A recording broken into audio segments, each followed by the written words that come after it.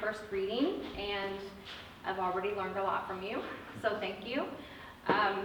Tia is my second novel, and if you want to find out who Tia is, you just have to visit the back table because she's here tonight. So I'm going to read the first chapter, just to give you sort of an introduction into what's going on. Chapter 1. If she had wanted to kill the bastard, she wouldn't have made such a damned bloody mess of it.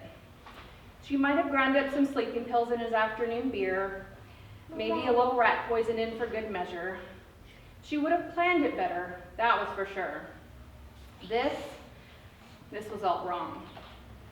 It wasn't that she hadn't envisioned delivering a Gerard Butler for 300 death blow from time to time. She had thought about it more than was probably allowable under the guidelines of general sanity. No, she had imagined killing him plenty of times in various ways, but no amount of wishful thinking had prepared her for this moment. He lay in a widening pool of dark, sticky blood that almost seemed black. A stupid look of bewilderment still shone in his empty eyes. He hadn't expected it either, she'd guessed, but it had happened nonetheless. All over a stupid argument about potato chips. She raised up from her position over his body and looked down at her hands. They were shaking. Her left arm was covered in tiny droplets of his blood. Her right hand was completely soaked to the wrist, and it still held the small paring knife she'd only just moments ago been using to peel potatoes to boil and mash for dinner. She thought mashed potatoes appealed to her.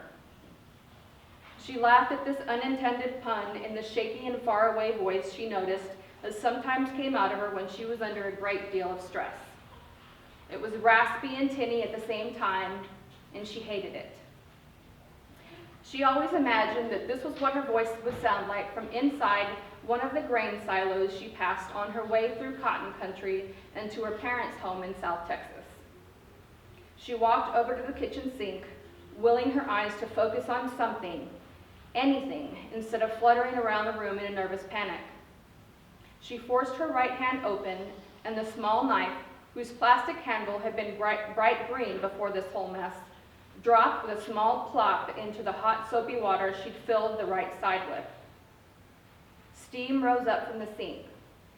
An outline of the knife cut through the suds almost comically. He had been alive when she'd started running the dishwater just a few moments ago. How the hell did everything go so damn bad so fast? She mumbled to herself. Who says it went wrong? She ignored the voice as she reached for a sponge and began dabbing at spots. You're going to ruin a good sponge. That thing's brand new, Eliza whined. Shut up, she said. I don't need you to start a play-by-play. I need to concentrate and figure out what to do, Joey said. Nothing to figure out except where to cop a squat and pee on his cold dead body, Eliza said, snickering as she rattled the cubes in her nearly empty scotch and soda. A sober Eliza might have been a little less callous, but she still wouldn't have cared for Ramon.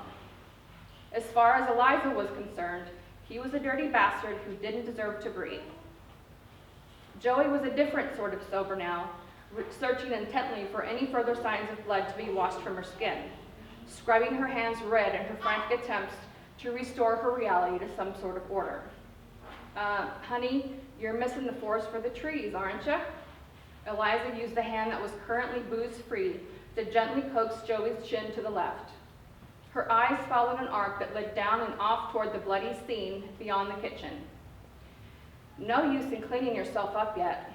We've got a lot of work to do.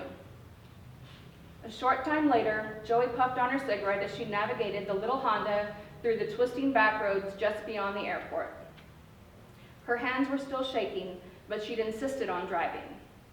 I'm not drunk, I'm good enough to drive, Eliza said, although it was clear from her bloodshot eyes and the heady scented scotch on her breath that she was anything but okay to drive. I'm not arguing with you, Joey said, not looking directly at Eliza. She didn't have to study her eyes to know that she was drunk. Eliza's tell was in her voice. Joey drove through the night in silence. the sound of the wind coming through the window Joey kept cracked to flick a cigarette ash through. It was a low whistle, and it broke the deafening silence just enough to keep her from becoming completely overwhelmed and going into a complete hysteria. She was trying to keep her cool in a fucked up situation. She wasn't as blasé as Eliza.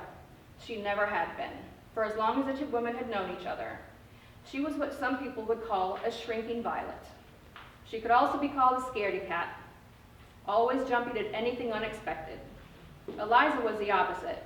She could stand in the middle of a 2-lane highway with 18-wheelers whizzing by on either side, and she would remain unflappable.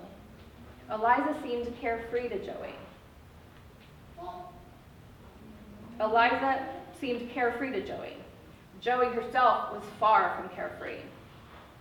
She was deliberate in her every decision. She planned her life meticulously, down to what oatmeal she would have for breakfast each day, and how to optimally replace out worn-out socks throughout the year. She didn't like surprises, especially when they came from herself. "I didn't mean to do it, you know," Joey said, flicking more ash through the window. "I don't know what happened. He was just standing there, bitching at me again about those stupid veggie puffs. I'm so tired of those things," she said softly, flicking the cigarette butt out the window before rolling it up. "Are you going to leave?" she asked Eliza. "I understand if you do. You don't need this any more than I do right now. This has got nothing to do with you. I understand if you want to take off. In fact, it might be a better idea." "Shut up," Eliza snapped. She sighed before she continued. "Did I leave you when Stevie Chambers asked you to homecoming and stood you up so him and his posse of idiots could make fun of you about it? No. Did I leave you when you got busted for stealing those cigarettes from the corner store? No. We had to run for our fucking lives." Eliza broke down laughing and continued, "We were so fast. I carried you the last 2 blocks and hoisted your ass over that pasture fence." Her tune turned somewhat serious as she continued. "I, Eliza Masterson, will never leave my comrade in arms, Joey McIntyre, alone. Not now, not ever." She toused Joey's hair. Both women a little more at ease, they continued down the road. They talked and laughed about the epic cigarette heist of 2011 and the balding Stevie who had been stuck with a cheating wife for 5 years now. They laughed so much that for a time, they forgot all about the dead body with them in the trunk. They drove into the night, neither of them wanting to talk about Ramon or what they intended to do with his body. They both knew where they were going without discussing it. There'd always been one place they could go when they were in trouble. They were headed home. Just so happened that home was also the one place they could go with a dead man in the trunk of their car.